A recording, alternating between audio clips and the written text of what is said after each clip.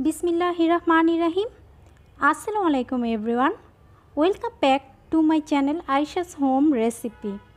আজ আপনাদের জন্য নিয়ে এসেছি খুবই লোভনীয় রেসিপি, লইট্টা শুটকি ভুনা। আমি ঠিক যেভাবেই শুটকি ভুনা করি ঠিক সেভাবেই আপনাদেরকে করে দেখাবো।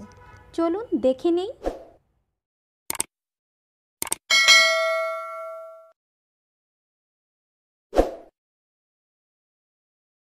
এখানে আমি 5টি লইট্টা শুটকি নিয়েছি। শুটকিটা আমি মাথা, লেজ, সাইডের পাখনা এগুলো খুব ভালোভাবে কেটে ছোট টুকরো করে নিব। শুটকিটা আমি ছোট টুকরো করে কেটে নিয়েছি। এখন আমি ফুটন্ত গরম পানি দিয়ে শুটকিটা ভিজিয়ে রাখব। আমি গরম পানিতে শুটকিটা 20 থেকে 25 মিনিটের মতো ভিজিয়ে রাখব। শুটকি রান্নার জন্য এখানে আমি 1 কাপ পেঁয়াজ কুচি করে কেটে নিয়েছি। 1 টেবিল চামচ মরিচ গুঁড়ো। মরিচ গুঁড়োটা আমি একটু বেশি করে দিব, কারণ শুটকি ভুনা একটু ঝাল ঝাল খেতে খুবই টেস্টি হয়। আর নিয়েছি 1 চা চামচ হলুদ গুঁড়ো, নিয়েছি 1 চা চামচ রসুন বাটা, 1 চা চামচ আদা বাটা, নিয়েছি 2 টেবিল চামচ রসুন কুচি, নিয়েছি টমেটো, একটা টমেটোর অর্ধেকটা আমি নিয়েছি। টমেটোটা আপনারা স্কিপও করতে পারেন, এটা না দিলেও অনেক মজা হয়, কিন্তু আমি এটা দিব।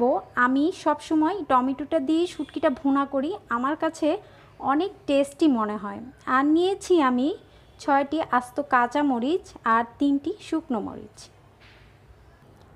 25 মিনিট আমি শুটকিটা গরম পানিতে খুব ভালোভাবে ভিজিয়ে রেখেছি। তারপর আমি এটা খুব ভালোভাবে পানি দিয়ে এটা ধুয়ে নিয়েছি। দেখেন এখন শুটকিটা কালারই চেঞ্জ হয়ে গিয়েছে, একদম পরিষ্কার হয়ে গিয়েছে। এখন আমি শুটকিটা রান্না করব। একটা প্যানে আমি 1/2 কাপ সয়াবিন তেল দিয়েছি। তেলটা যখন একটু গরম হবে আমি 1 কাপ পেঁয়াজ কুচি দিয়ে দিব। পেঁয়াজ দিয়ে আমি আস্ত 3টা শুকনো মরিচ দিয়ে পেঁয়াজটা একটু ভেজে নিব। আর শুটকি রান্নার ক্ষেত্রে তেলের পরিমাণটা একটু বেশি থাকে।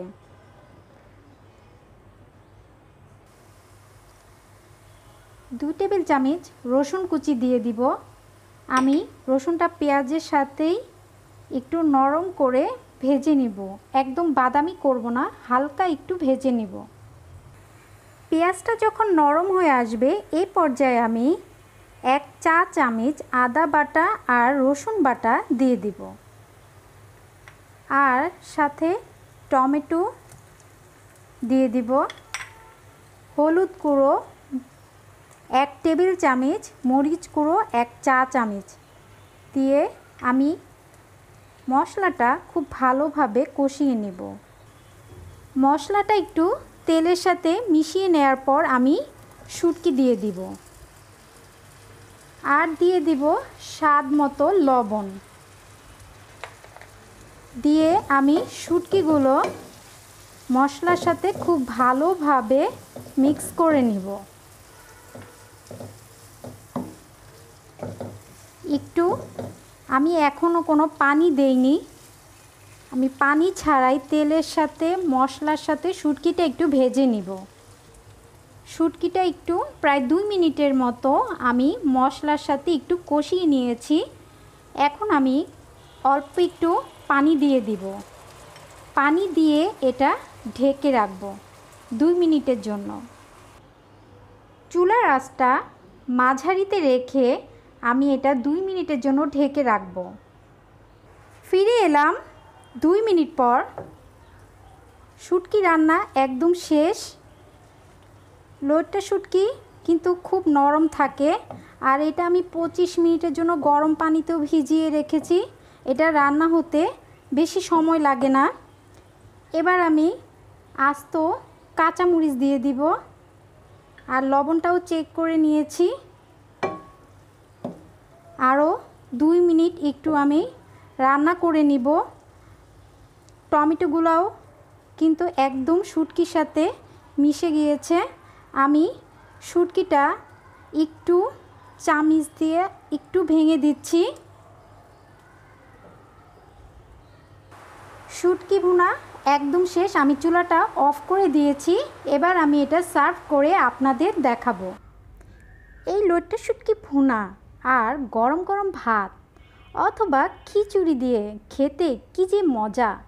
যারা শুটকি পছন্দ করেন তারা বুঝবেন কতটা মজার, যারা করেন না তারাও এই রেসিপিটি ট্রাই করে দেখতে পারেন। আশা করি ভালো লাগবে। আমার রেসিপিটি কেমন হলো কমেন্টসে জানাতে ভুলবেন না। আর একটা লাইক ও সাবস্ক্রাইব করে আমার পাশে থাকবেন, আমার জন্য দোয়া করবেন। আর আপনারা সবাই অনেক অনেক ভালো থাকবেন। আল্লাহ হাফেজ।